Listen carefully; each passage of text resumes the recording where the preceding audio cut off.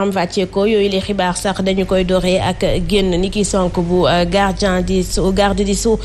di jawriñ bi ñu dénk wàllub yoon ci ab déclaration maître Malick Sall daal di ñaawlu fitna gi nga xamante ni moom la ñu nemmeeku ci réew mi ak itam jàmm gi nga xamante ni daf fi gën di wàññeeku te dara waralu ko lu dul fitna gi ñu nemmeeku ci longu politique gi. leneen loo xamante ni itam ñaawlu na ko mooy ñi nga xamante ne dañuy xupp institution wu nguur gi waaye itam wàllub yoon di nasaxal jàmm gi nga xamante ne moom moo ñeel askan wi waaye itam ñuy yàqate yoo xamante ne dañu ko nemmeeku itam ci réew mi. Malick Sall ñaawlu ba tey ñi nga xamante ni itam saay su ne dañuy attaqué wàllub yoon nga xamante ne jàpp nañ ni moom mooy cëslaayu état de droit ñoo andu ci ak Safiatou Ba Ndiaye. suñu sukkandikoo ci ministère de la justice ci benn déclaration bu ñu amal ci kàddu rek ki nga xamante ne moo di Yaxam Lay di directeur des affaires criminelles nguuru Sénégal dañ ko yàgg ràññee rek comme démocratie bu mucc ayib rawatina rek koo xamante ne dafa fonk loolu lépp lu jëm ci wàllum liberté ngir aar lu ni mel tax na nag ba ñu war a veiller ci rek ñu bañ a jël démocratie boobule jëfandikoo ko contre démocratie wala def ko prétexte rek ngir amal yenn attaque yoo xamante ne rek dafa salte loolu wala dafa violente loolu ci li nga xamante ne rek moo di institution de la République. Magistrat bi nag di xamle ne yoon dafa war rek taxaw ci digg bi directeur affaires criminelles bi nag di xamle ne justice bu Sénégal fexewul ngir neex kenn wala sax bañ a neex kenn te kenn itam mënu koo napp wala sax distraire mu jàpp ni nag obéir loi waaye itam respecter lépp luy autorité nguur gi dafa di exigence comme ni mu nekkee exigence rek nit ki am ay liberté ak i droits yu fondamentaux te benn mënul dem bàyyi morom bi justice nag moom mooy taxaw fexe ba képp koo xamante ne def na loo xamante ne rek day salfaañe wala am na rek lu mu mën a gàllankoor li nga xamante ni moo di ordre public bi wala tranquillité askan wi ñoom ñu jug si rek jéem a xool nan lañ koy gérer lijjanti ko ndax loolu seen wareef la. ban jàngat nga am ci déclaration bi. ci déclaration nga ñu toll. déclaration bi man li ma jàpp mooy maanaam maître Malick Sall wax nañ ci. li mu ciy wax nag mooy maanaam li nga gis mooy institution yi parce que am réew boo ko bëggee daaneel defe naa ne institution yi ngay attaqué. te defe naa ne que ñun mun nañu am ay xarma yàlla. mais jamais bu ñu dem ci institution yi parce que mooy cëslaay gi bu ñu demee ba laal ko ba yóbbu ko fu ñu ko warut a yóbbu li ciy mujj moom day ñaaw torop si am réew te Sénégal dafa am jaar-jaar goo xam ne ni dañ koo nawloo loolu nag la ñu war a mun a préserver dina am gaa moom dina am ay pëccëxoo ak ay bañante mais nañu war a toll foo xam ne ni am na foo xam waruñu koo dépasser dañ ko war a mun a sargal mooy loolu mooy parce que arène politique bi tamit il faut que ñoom ñuy xam ne que tout le temps ne que ñoom ñooy définir li nga xam ne mooy war a am parce que ëllëg kii mën na cee nekk chef d'état wala kële mën na cee nekk premier ministre donc am na loo xam ne su noonu amee dafa am fu ñu war a yem mais waruñu koo jéggi institution yi moom nañ ñu ko bàyyil comme nu mu melee. mu ngoog bonsoir ndax bile déclaration doy na ngir wàññi fitna bi ñu nemmee ko. bu fekkee dugaloo ci nopp ñu bëgg a dégg. de toute façon réew am na foo xam bu fa tollee kenn ku nekk am nga sas woo xam ni sa waar wooy bay la. moo xam ñi nga xam ñoom ñoo war a prôné jàmm jooju di état bi ci boppam moo xam ñi mu jàkkaarloo ci kujje politique gi aussi seen i démarche seen i ay jéego méngoo ak li askan wi laaj damay faral di wax ni kenn ñorul nit ñi ci ñooñu muy politique gi féete pouvoir bi politique gi féete opposition li am solo mooy ki indi dundin wu taxaw ca la nga ci dundinu askan lu ma ta bàyyi xel la parce que coow bi ñoo matuñu 2% ci population bi donc seen i démarche seen i ay jéego yëpp dañ ci war a tenir compte askan woowu nga xam ne gis nga tey lu dund metti ba ñu koy jàmbat dafa fekk jàmm nekk fa fu jàmm nekkul kenn du tal dund gu metti bay xalaat dund gu yomb parce que bu boobaa ku ne danaan siiwa mucc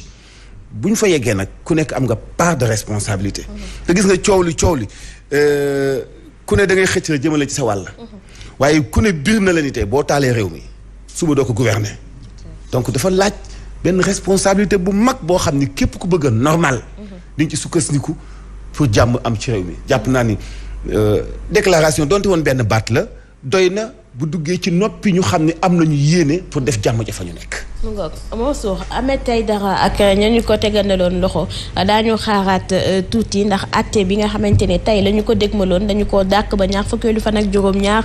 bu weerub juin bi ñu nekk kon fële la waroon am ca tribunal bu Pikine muy loo xamante ne sàkkute fu procureur la mi daal di xam ne ni li ko waral moo di ay raisons administratives dàkk boobu li nag kenn ci ay avocat di maître Moustapha Dieng moom mu ngi koy ñaawlu bu baax ndax nee na teguñu ko fenn ñu déglu ko. alors procès bi ñu ko reporté du ñun avocat yi ñoo bëggoon ñu reporté ko bi ñu tàmbalee le procureur jël parole mu ne dafay demander ñu renvoyer ko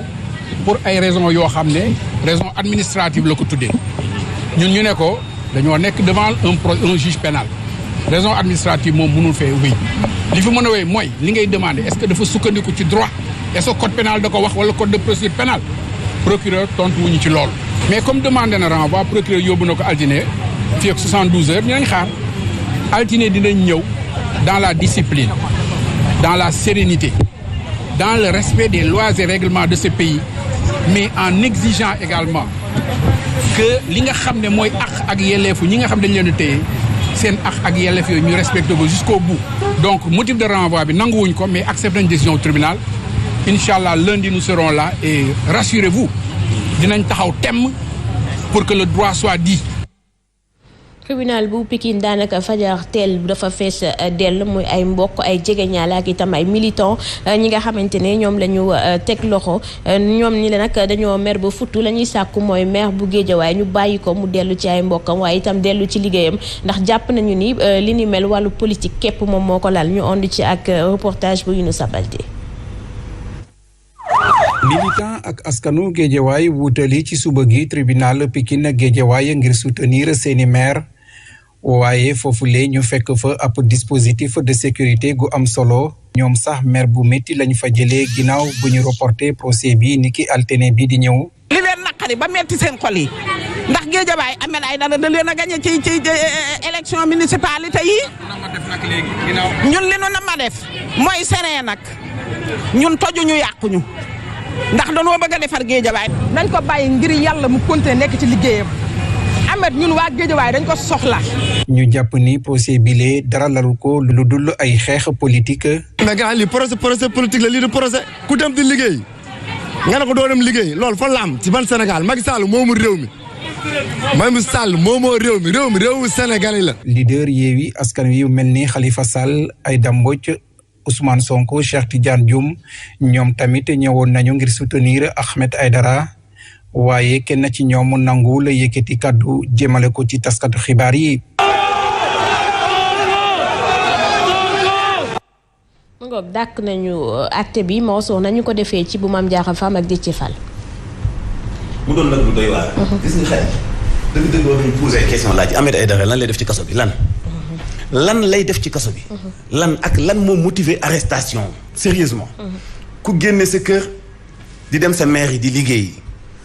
manifestation bi 15 heures la yow nga génn 11 heures wala midi wala 13 heures plus tard. manifestation bi obélisque la yow nga jóge sa kër Guédiawaye di dem sa maire yi Guédiawaye ñu arrêté la tuumaal le trouble à l'ordre public ñu arrêté le vendredi jébbal le procureur lundi yóbbu sa àtte vendredi wat il a déjà fait une semaine ci prison bi mais luñ ciy dàqaat lan moo motiver renvoi bi opposé wu nañu ñu mujj jël dogalu parquet bi muy ñu renvoyé ko yaa xëyti mu laan nañ bàyyi jàmbur yi ñu dem liggéey yi dañu jiite askan ku xool ful bii génn manifester pour ñu libérer Ahmed Aïdara xam nga ni yow mi ko jàpp li nga def neexul waa askan wi nga xam ni moom la jiite mais yoon justice kan la fi nekkal askan wi la fi nekkal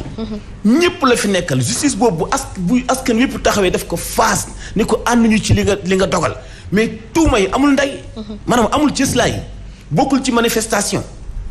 demul fa ñuy manifester heure manifestation jotul mais lan moo nekk ci ginnaaw xemmemteefu arrestation Ahmed Aïdara mais nañu bàyyi jàmbur bi yaa xayti mu laa ne nañu ko libéré ci kaso bi libéré Déthié Fall Mame Diarra Fam lan la def wane ne carte député am ba ñu bàyyi ko ba mu ñëw ba ci buntu kër bi bu Barthélémy Dias ñu arrêté ko ba Déthié Fall ànd ak ñeneen ñu arrêté ko bàyyi ñi ci des mais lan la pourquoi cible yooyu nañu bàyyi Ahmed Aïdara waa Guédiawaye nañu mobiliser wu doo fekk maire bu toll nii jiite ab ville deful dara deful demul beaucoup ci manifestation lu ñu koy arrêté. nañu bàyyi jàmbur bi. Léopold ni ko askan wi di ñaawloo itam noonu la léegi ñenn ñoo xamante ne ay alliés lañ ci président Macky Sall tàmbalee jóg di wax ni démocratie bi ci boppam moom mooy dellu ginnaaw. mais c'est vrai parce que maa ngi doon wax sànq ne suñu institution yi dañ leen war a fullaal. mais institution yi tamit lu ñu leen di fullaal jox leen tamit ay prérogatives yi mooy lan mooy maanaam ñu mun a àtte ci dëkk. parce que flagrant délit lañ ko jàppee ñu ñëw vendredi ñu ne dañ koy toxal altine ça veut dire que nit ki dañ koo bugg a noot pour que beneen yoon bu amatee leneen bu moo dina xoolaat ba ñaari yoon balaa muy dugg ci lu ni mel donc ça veut dire ne genre xeetu xoxatal la yoo xam ne ni warta mun a am ci mim réew parce que institution yi jàpp nañ leen bàyyi leen ba pare may leen li nga xam ne mooy seen wargal mais ñoom itamit seen wargal moo di loo xam ne lépp lu ñuy def nañ ko teg ci yoon parce que Sénégal ci yoon rek lañ ko war a mun a teg mu ngoog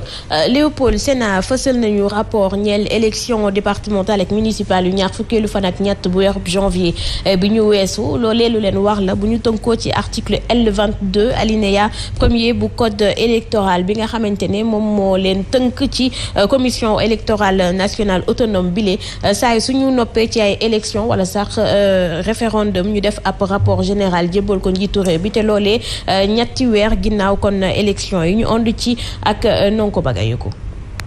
ci ndiktal yi waa Sénat sàkku nañu te ñu ubbi waxtaan yu xóot ci anam yi ñuy joxe certificat de résidence yi waa direction générale des élections di DGE ak direction de l'automatisation du fichier di DAF sàkku nañu ci ñoom ñu gën a ñoŋal matériel informatique bi ak seeni personnel ngir liggéey bi ñu leen dénk gën a mucc ayib waa Sénat di sàkku itam ci ñuy amal ay rapport yu ñuy gën di détaillé rawatina ci limu carte d'électeur yi ñuy defar par commune ak par département waa Sénat di proposé ci ñu gën a ñoŋal ni ñuy defaree carte électeur yi fexe ba gën a yombal ni ñu koy séddalee leneen lu ñu sàkku itam moom moo ñu yokk app période contentieuse bi ñeel mbindu mi ci liste électorale yi Sénat di sàkku itam ñu gën a may doole communication bi ak sensibilisation bi war a am ci bu ñu publier liste provisoire yi boole kook gën a defar cadre juridique bi ëmb boobule étape bu processus électoral bi bu ñu sukkandikoo ci waa Sénat nag élection locale yi ñu amal ci weeru janvier waajal nañu ko bu baax te it superviser nañu ko ci dal ak wàllum transparence naam sax ne ñàkkul ay contestation ci geneen wàll waa Sénat di sàkku itam ci ñu tàmbaliwaat dialogue bi di waxtaan yi wëyal ko ngir natt coppite yi nga xam ne indi nañu ko fexe ba déggoo am ci yeneen question yi nga xam ne day gën a dëgëral suñu démocratie. mu ngoog Léopold rapport boo xam ne bari na ay recommandation waaw rapport la boo xam ne comme ni nga ko waxee article L22 dafay laaj ne à chaque fois dafa am élection locale wala mu am benn xeetu boo xam ne ni dañ koy loo xam ne ni maanaam obligation la pour ñu def ko donc c'est une obligation boo xam ne ni dañ ko war a jox ki nga xam ne moo di président de la République donc su moom mooy xool rapport bi après mu xam naka lay defee waaye mais loolu moom c'est normal parce que c'est inscrit dans la loi donc l'article L22 alinéa moom mooy ne premier code électoral bi qui fait obligation ci commission yi à ce que ñu mun leen maanaam comment dirais-je commission électorale yi mun a def seen li nga xam ne ni mooy seen rapport jébbal ko kii di président de la République day wane nag nekk président moo nekk ci kaw waaye nag président de la République buy doxal te jàngul fenn defe naa ne rapport yi mën na ci am njëriñ mu ngoog Mansour def rapport baax na waaye ndax dinañu ko jëfee laataa ñoo dem ci beneen élection ñun ñoo def rapport bi waa Sénat ñoom ñooy saytu élection yi pourquoi ñu accepter soobu ci élection yu am autant de manquements recommandation yi ñu def ay manquements la yoo war a am pourquoi pas ñu teg ko comme condition ak ay charte balaa ñu suubu ci organiser ñoom élection yi bu fekkee bëgg na ñoom élection yu leer date période contentieux yi dafa gàtt loolu ñëpp xam nañu ko jafe-jafe yi am ci diw bokk na ci fichier bu bees bi bindu woon na ci turam a ngi figuré mais mënut a nekk électeur d'accord xàmmee nañu ni bu fekkee da nga uti sa carte d'identité ci police wala gendarmerie taxul nga mën a voter parce que demoo ci liste électorale yi bindu xam nañu loolu te loolu passé nañu information bi yee nañ ci Sénégal yu bëri man def naa ci ay communication ba tàyyee Sénégal yi xam nañu fan la ñuy bindoo léegi mais problème bi laneen la muy lëndëmte gi am ci fichier bi waa coalition gëm sa bopp dénoncé nañu ko 1000 fois joxe nañ ci exemple 1000 fois dal nañ ci kaw conseil constitutionnel 1000 fois mais léegi nag bu ñu eggee ba ci cëppaandaw ja kii saytu élection yi ci boppam Sénat gis ne am na ay manquement ba mu def ay recommandation moom la ñuy samp laaj ci kanam ni ko waaw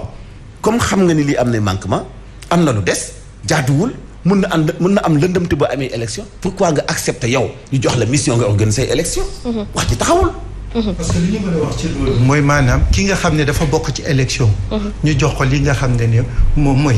mooy kii bi mémorandum bi wala li nga xam ne rapport bu ñu ko jox. donc ça veut dire que quelque part dina am luy mën a jeng. il faut que chef d'état bi mun a taxawee ci taxawaayu dëgg-dëgg kilifa ne lii bu amee lii moo am wala lii moo warta am. mu ngoog Léopold ñu wax ci nag.